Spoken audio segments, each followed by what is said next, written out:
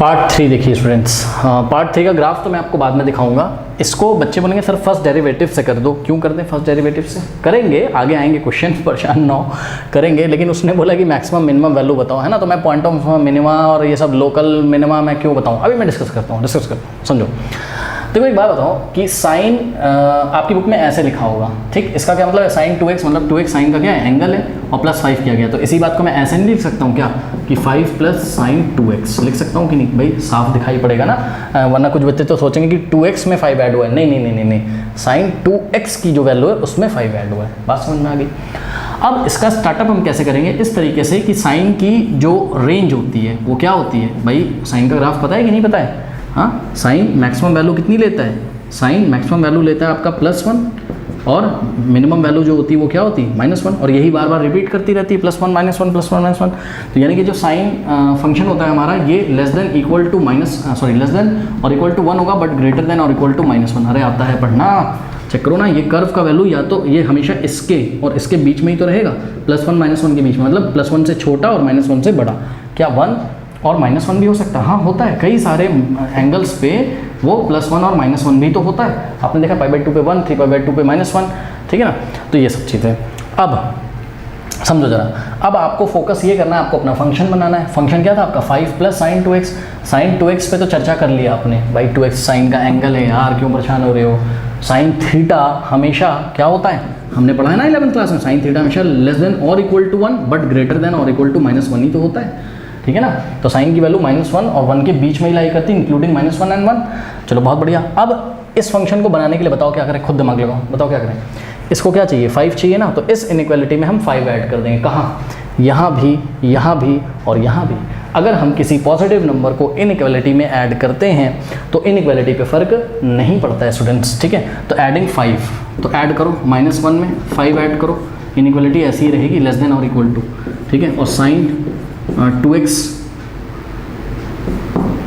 इसमें भी 5 ऐड किया तो 5 प्लस साइन 2x हो जाएगा, लेस देन इक्वल टू 1 में भी 5, यहाँ भी 5 ऐड करो, यहाँ भी, ठीक। तो -1 + 5 4 हो जाएगा, ठीक। और ये क्या हो गया आपका? 5 प्लस साइन 2x, यही तो आपका f(x) है, h(x) है, बल्कि फंक्शन का नाम चेंज कर दिया यार, उससे क्या होता है? h(x), ठीक है। इस लेस देन इक्वल टू 5 + 1 क्या हो जाएगा? 6 हो जाएगा। बात समझ में आई कि नहीं? ठीक है ना। तो बहुत बढ़िया। चलो तो क्या करें अब यहाँ कमेंट करते हैं। बताओ बच्चों, ये फंक्शन क्या कह रहा है? ये फंक्शन ये कह रहा है कि भैया मेरी जो वैल्यू है ना, वो या तो 4 के इक्वल होगी या तो 4 से बड़ी होगी, लेकिन 6 से बड़ी नहीं होगी। 6 के इक्वल हो सकती है मैक्सिमम, और 6 से छोटी हो सकती। तो बताओ फंक्शन की मिनिमम वैल्यू क्या है? 4 से पीछे जा नहीं सकता, और 6 से ज़्यादा ये हो नहीं सकता। तो इसका मतलब क्या कि सबसे पहले मिनिमम वैल्यू लिखते हैं, ठीक है। तो मिनिमम वैल्यू ऑफ h(x), ये जो फंक्शन था, is 4 and what, and maximum value of function h(x) is what, is 6। ख़त्म कहानी, नंबर आपको पूरे मिल गए।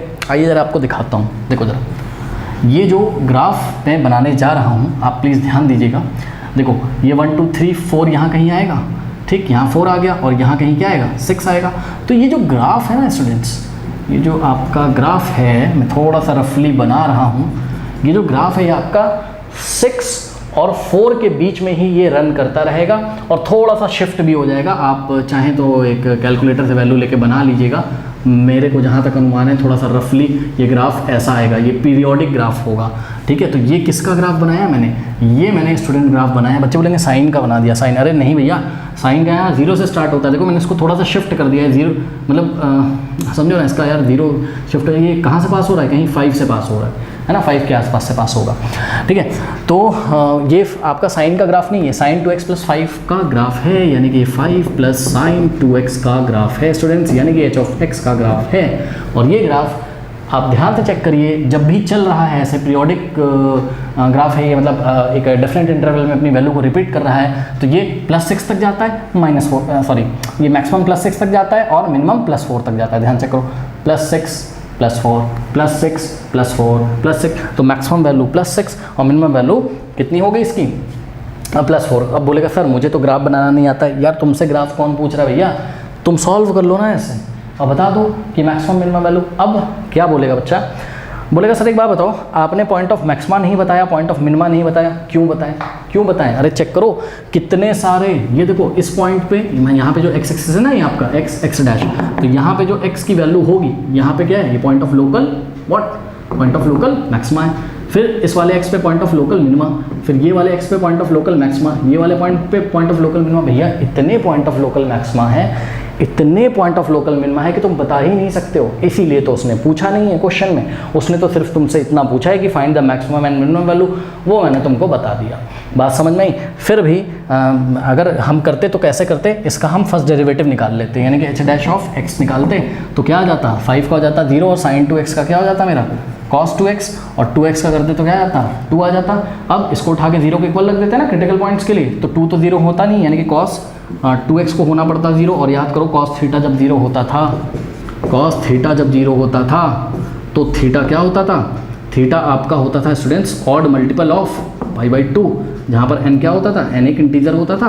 तो इसका मतलब अगर हमारा cos 2x, अब की थीटा की जगह क्या है 2x है, तो यानी कि अगर cos थीटा 0 है तो थीटा क्या होता था, थीटा होता था हमारा ऑड मल्टीपल ऑफ व्हाट, π/2। बात समझे?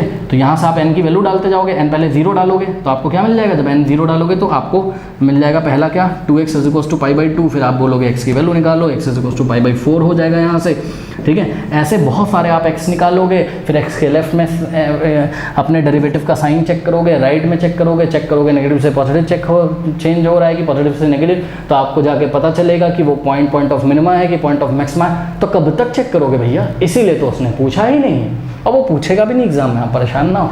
इतने सारे तो उसमें पॉइंट ऑफ मैक्सिमा और पॉइंट ऑफ मिनिमा एग्जिस्ट कर रहे हैं, local minima, point of local minima, point of local maxima, तो क्यों वो एग्जाम में पूछेगा, जो वो एग्जाम में पूछेगा वो मैंने आपको बता दिया। ओके, तो इसको आप कर लीजिए।